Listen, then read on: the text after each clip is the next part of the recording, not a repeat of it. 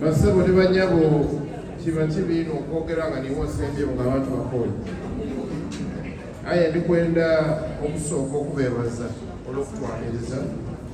Banange mwebale ino mwebalire irala. Nenda okwebaza Kyabazinga gavumenti w'okuna eyasiimye n'andikiriza ndidembe wano. Nenda okwebaza mukaire wange maama Rebecca Alikola Kadaga olw'okutembeeta Busoga eno ku biseera ebyali ebizibu ennyo.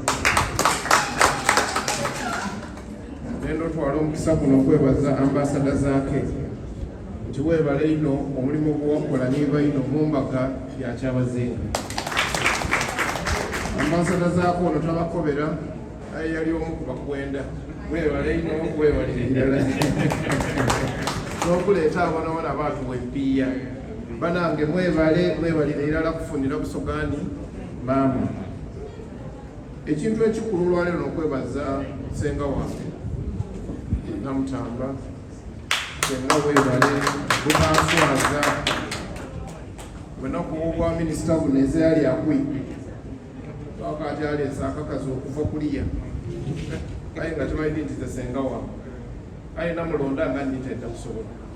Weebale otatuswaza weebale omulimu gw'okola mbaana bano bakwidi baife mwebale. Bana nkola omulimu gwa Katikiro aye ate ninze ntegekera iwanga Uganda. Ebindi ndabisobola nga Katikiro, ebindi ndabisobola nga ategekera iwanga Uganda. Era bwe naabandizeeyo official ndakujja visiting embassy kibe recorded nti mbairewo. Nsobola okuwandiika ripooti ate yange etuuka buli wenenda etuuke. Tulikwenda okwetonda olw'empisa y'abakozi baife bwe baba nga bali mu bisaawo engeri ebaba bisaamu kuba muli Bannayuganda kuba mwidde kukola.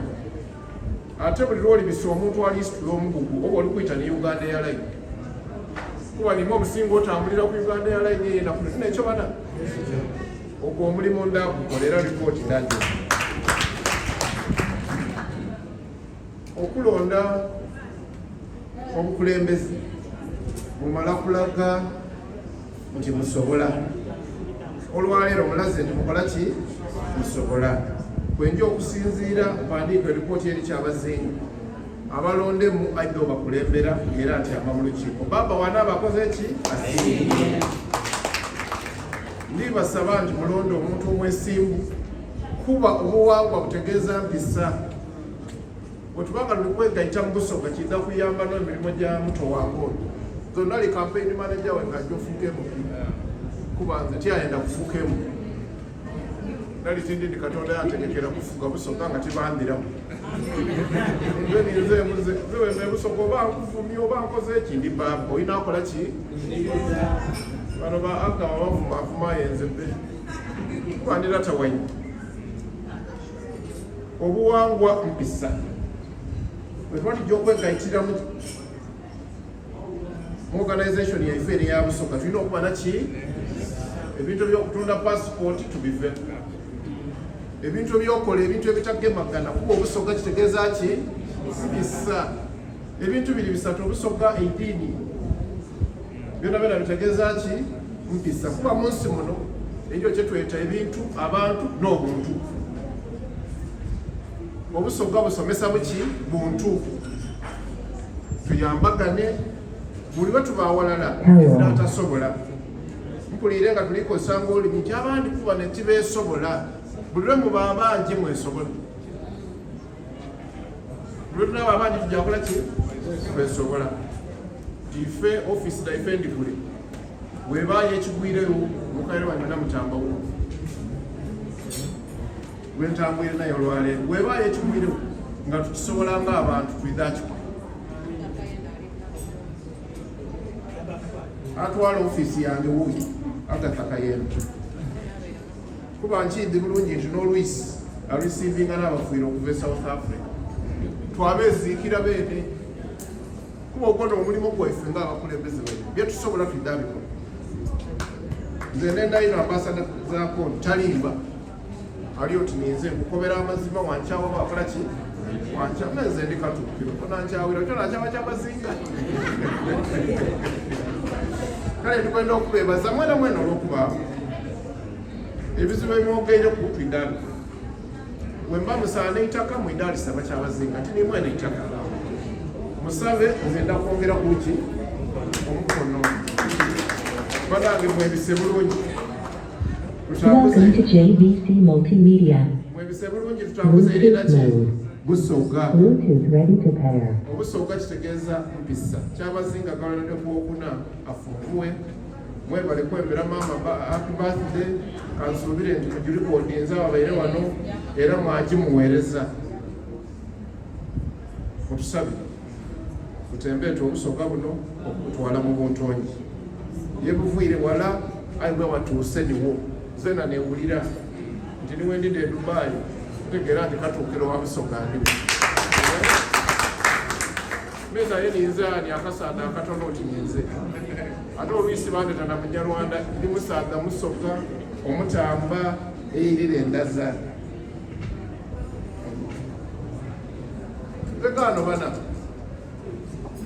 tutalowooza nti omukaire tiyayenze bwende kuba wano ambasada zaake yabaire n'omukaire okuva essaawa 6 nze omukaire namwagaana ku airport ssaawa 2 yavuire ina kitundu nga tuligezaako atuuke bambi kiyasukuye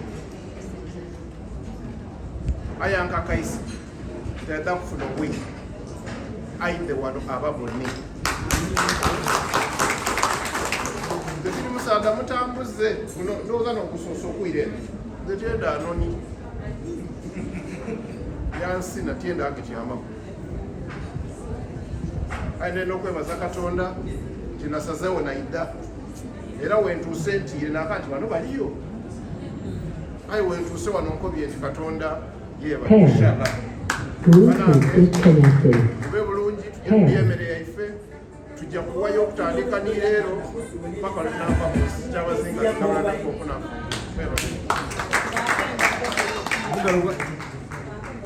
engalo n'owekitibwa Katikiro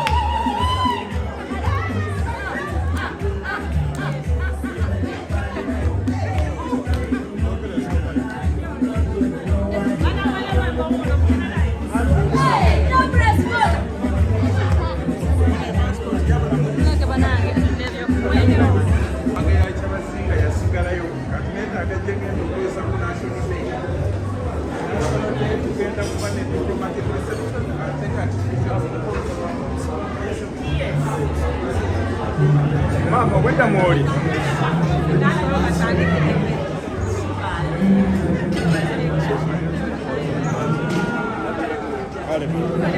Waka waka waka.